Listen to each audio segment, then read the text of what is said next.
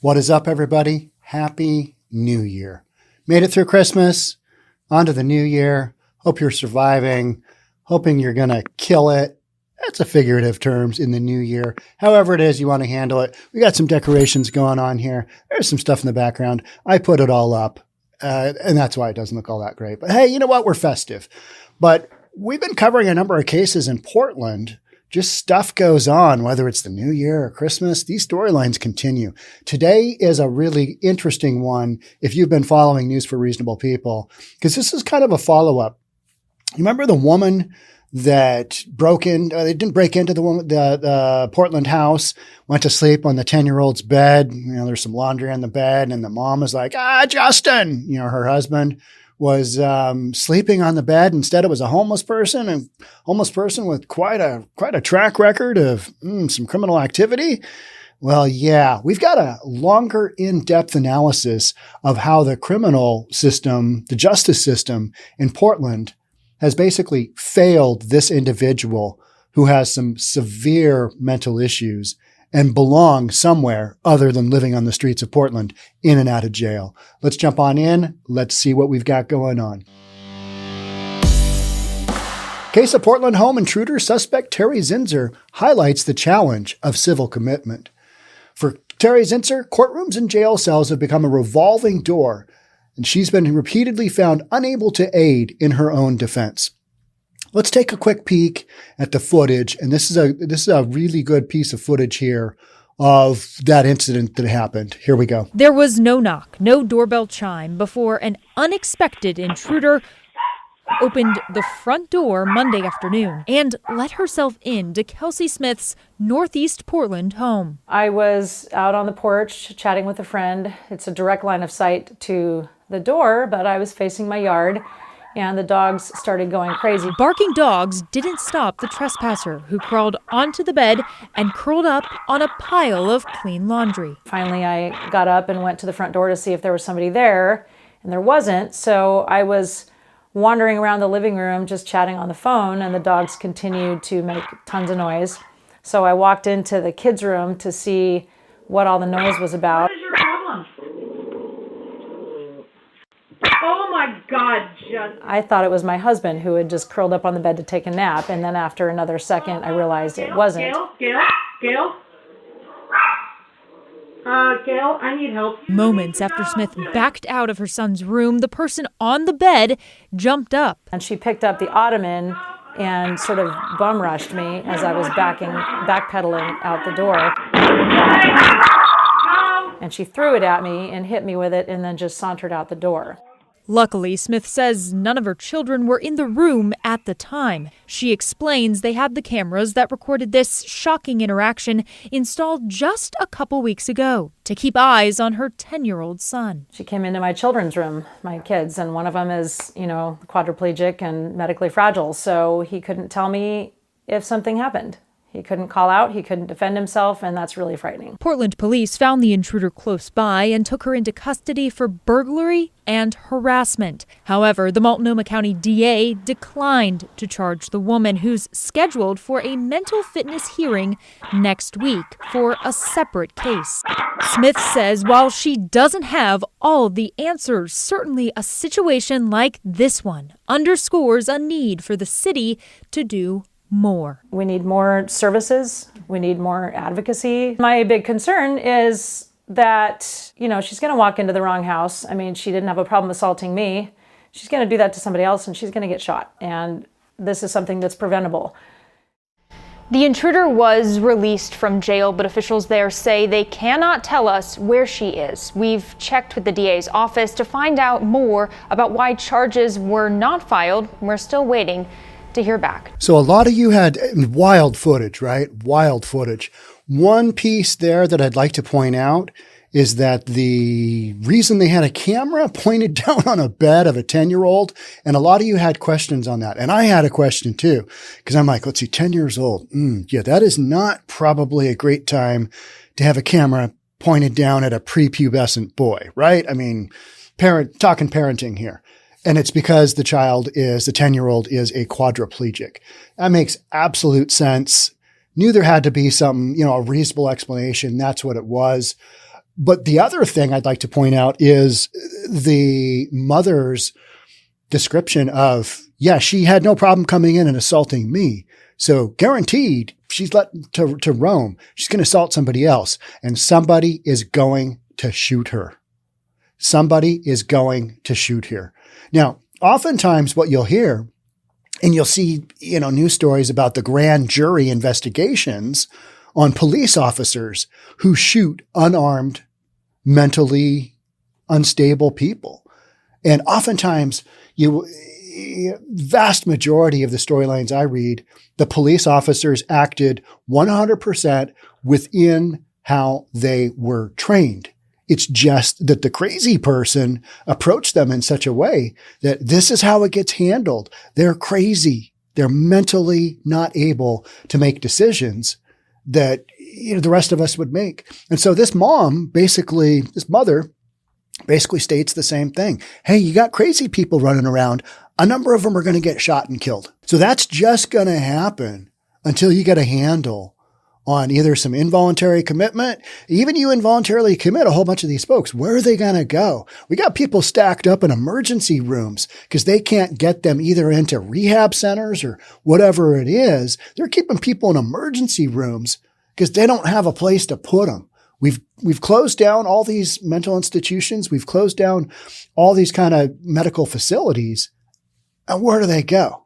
That's part of the problem, right?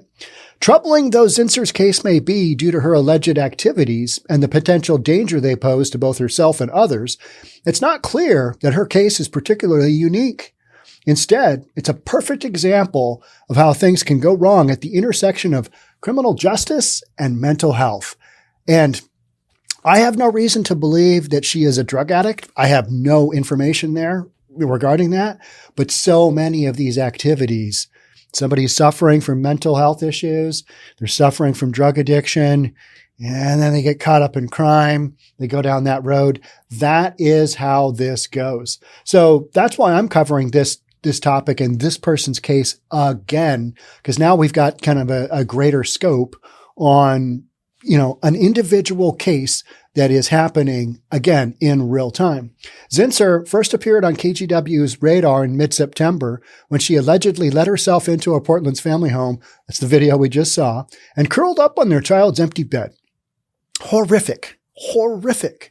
I know a lot of my viewers are probably more, thinking grandchildren, but could you imagine if that was one of your kids in your kid's bedroom, your kid's paraplegic, their bedroom?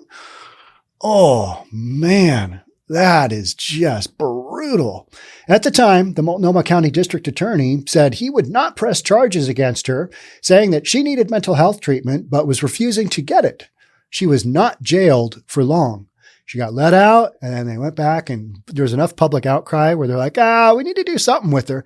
Because what we haven't identified yet is that she broke into somebody else's house, or tried to, right before she broke into this individual's house. And then she tried to break into somebody else's house, and she had a whole bunch of these incidents. This is not a one-off. This is somebody who is not mentally well and should not just be roaming the streets of Portland willy-nilly, wildly out of control. How did we get to a spot where we think that it's okay to let people like this just run around and end up getting shot? Unfortunately, is, the most harsh, long end thing that could happen to this individual. She needs help. I mean, and letting her run around, that is not compassion. That's not compassion. That is just, it's irresponsible behavior. That's what it is. Let them run around. It'll be fine. They'll figure it out. Yes, said no mentally disturbed person ever. Yeah, you know what? I want to go to an institution and I need some medication and I'd like to get some psychotherapy. And I was reading about one of the Kennedy children who got a lobotomy, Joseph Kennedy's daughter. That was some horrific stuff. She spent like 65 years in basically an asylum. And I understand that a lot of that, and abuse happened and all kinds of stuff happened, but they basically just ignored her. Nobody went to go see her. She didn't have visitors for years and years and years and years and years. Not until Joseph Kennedy died did the mom go visit her. I mean, just a heartbreaking story. And that's why, we've got these mental institutions that just got kind of dumped out. It's a reaction to that. But now we're catching that full circle. We're catching the flip end. It's like, oh, here's what happens when you do that. That's not good. 8 days later, Zinzer was arrested on charges of theft and disorderly conduct. Again, the case resulted in dropping charges and a quick release from jail. In the meantime, the district attorney's office decided to charge Zinzer for the September home invasion case. She was indicted last week. She's not going anywhere, right? I mean, you can't put this woman in jail. She doesn't belong in jail. She belongs in a psych ward somewhere. Then last Friday, Zinzer was arrested yet again after breaking into an apartment near Northeast 17th in Tillamook. This time she's being held in jail without bail. How long is she going to be there? Probably a long time. Though Zinzer's story is new to the spotlight, she's been in and out of the court system since at least 2018. Court documents state that the county has brought civil commitment proceedings against Zinzer dozens of times over the last decade. They know she's mentally unstable. They know she's capable of doing this stuff.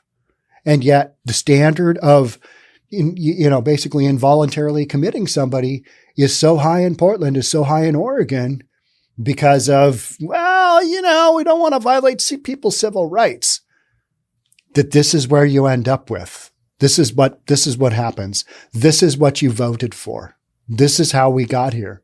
On Tuesday, Zinzer appeared in court again, this time for an arraignment in the latest break-in case that quickly became a hearing to determine if she could aid and assist in her own defense. The judge determined that she could not. Based on the conduct observed since she's been in custody, I have no doubt that she is unable at this time, said Zinzer's court-appointed attorney, Zachary Pedrazi. Her ability to assist was not restored. As to the older case that was dismissed, it would be my preference to make that finding today to expedite the process. Judge Nan Waller is in charge of the mental health court in Multnomah County. She's familiar with Zinzer's history, and she had a file in front of her on Tuesday that spelled it out. According to court documents, near the end of February, Zinzer was sent to the Oregon State Hospital for the highest level of care possible. In late April, the documents show, doctors decided she could be transferred to a lower level of care. Zinzer was sent to the Northwest Regional Reentry Center, a place in Portland that the Federal Bureau of Prisons uses to help prisoners transition back into the community. Multnomah County is using part of the facility for people who are aid and assist patients. At the time, the hospital said she no longer met hospital level of care and that she was ready to place in the community, Waller said. Some of what I was thinking was, okay, she seems to be able to dress herself. She seems to be able to do some basic bodily functions, but then beyond that, it's like she's just walking around on autopilot, and that's how you end up just walking into somebody's house and taking a nap because your wires are crossed. Your wires are crossed. Maybe physically she's able to handle, rudimentary life skills, but the decision to put her out there, I lay that at the responsibility for that at the mental health care industry. And they're just overwhelmed. They're just not able to do basic job right now. My recollection is that she was released directly to the Northwest and upon admission was described as being very psychotic at that time. All right. So we are releasing a psychotic individual that has a known criminal history back into the community. Now, that's comforting. Yeah, I want more of that in my community, said no citizen ever. So that was in July, and she had not been restored at that point. Court documents show that Zinzer was sent first to Northwest and then immediately sent to Unity, the mental health hospital in Portland, and later escaped from Unity, meaning she walked out the door. An arrest warrant was issued for her July 20th, but no one knew where she was. Where is she staying? Does she have a tent somewhere? I mean, where is this woman? But this is what's crazy. How many cases of this are happening on the streets of Portland, on the streets of San Francisco, on the streets of Seattle, streets of LA, Skid Row, just filled with these folks. I mean, How is this compassionate? How is this helping these folks who desperately need help in any way possible? We have gone way past observing people's civil rights. That's what we've done. Now you're impacting the civil rights of normal tax-paying citizens to not have their home invaded by somebody looking to take a nap and then throw a piece of furniture at them on their way out to go break into the next home. Yeah. Good stuff, right? I mean, it's wild. During Tuesday's hearing, Judge Waller was discussing something with the assistant district attorney when it became clear that Zinzer had dropped down to the floor. That sounds like our dude in that court case, Waukesha. He's building a fort. He's taking his shirt off. Miss Zinzer, this is a conversation that happened with Miss Zinzer. Miss Zinzer, can I talk to you? Can you stand up, Miss Zinzer? Waller asked diplomatically. Miss Zinzer, would you mind answering a few questions for me? We haven't seen each other for a while. This is the judge. My name is Nan Waller. I'm the judge who is hearing your case this afternoon. Miss Zinzer, do you know why you were here in the court this afternoon? Zinzer's response, if it was indeed a response, was mostly unintelligible. That should tell you something right there, right? But this is not uncommon. This happens all the time because we took all those folks, mental institutions, dumped them out. Here you are. Okay, so here's what Ms. Zinzer said too. Do you know why you were here in court this afternoon? The of the shadow, because I'm his baby. You're really stupid, she said. All right, when somebody says that, and I took the bleeps out and I inserted the bleeps because I think in certain cases, profanity is more descriptive and kind of helping to understand the situation that this woman is in mentally. She's nutso. She's crazy. And I don't say nutso in a derogatory term. I say it in a descriptive term of she needs help. And letting her roam around society is not compassionate. It's the very opposite, right? Ms. Zinzer, do you understand you have criminal charges that are pending? Waller asked. Zinzer did not answer. Ms. Zinzer, this is Mr. Prodrazi. He's here for your lawyer today. Can you tell me what it is, the job of your lawyer when you have criminal charges? Zinzer did not answer this question either. I mean, after you have somebody drop the F-bomb within two statements and say the of the shadow, I mean, are you really expecting that person to just rally and, okay, yeah, I was just joking around. I mean, yeah, okay. How can I help you out, Judge? It's not going to happen, but you got to go down these lengths to establish, where they're at mentally. And after the of the shadow, yeah, I'm going to say that fairly well establishes where we're at with this case. Zinzer did not answer this question either. Ms. Zinzer, are you able to hear Judge Waller okay? Given the out, can you hear what's going on? Asked Prodrazi, the public defender. I know this isn't easy, but she's trying to find out if you can aid and assist. What are you doing, Dawn? Quit doing that to me, unintelligible. Makes you look like a weirdo, Zinzer said. Who is Dawn? Who is she talking about? What is physically happening to her? What are her mental images of abuse that she is claiming makes you look like a weirdo?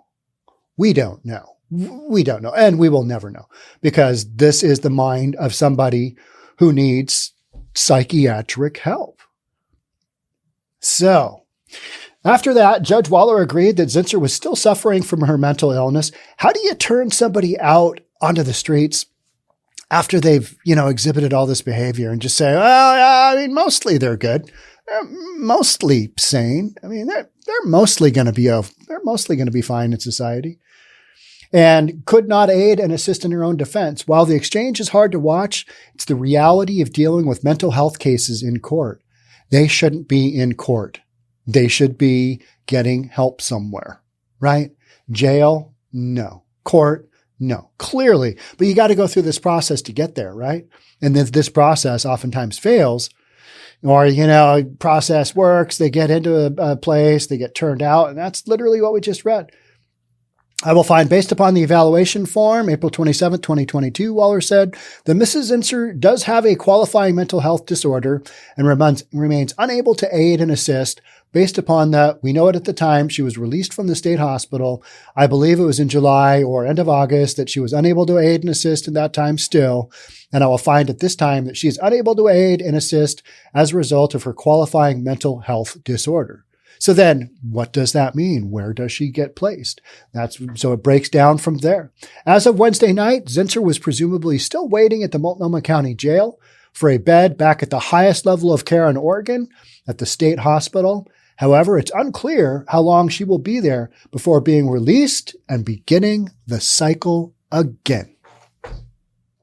And that's how we have our streets in these big urban cities where we've turned out the mental institutions, we've allowed drugs to happen, we have a very high level of involuntary commitment, and you've got all kinds of drugs, fentanyl, drugs that really impact you mentally on top of already existing mental issues. And oftentimes these folks take these drugs because they are self-medicating and they are trying to make themselves feel better because literally in their head, they are massively struggling. And to let them roam around the streets and live in tents and live like animals is simply not compassionate. It just doesn't make any sense at all. But we're in that struggle. We're in that struggle period because, let's be honest, because of progressive policy as a reaction to what happened in the past. We took it a little too far, way too far, and here we are. Mayor Ted is asking for, just recorded a podcast, he's asking for state and federal help with homelessness, with mental health issues, with this exact issue of a high level of civil commitment. Maybe we need to bring that down a little bit. Maybe we need to bring that down a scooch. Because we got too many crazy people wandering the streets. And it's not that they're just wandering around like, calm folks. They are literally breaking in like this. Maybe they're not stealing anything. A lot of them are. They're stealing stuff because they're trying to get their next fix. Maybe some of them aren't trying to get their next fix.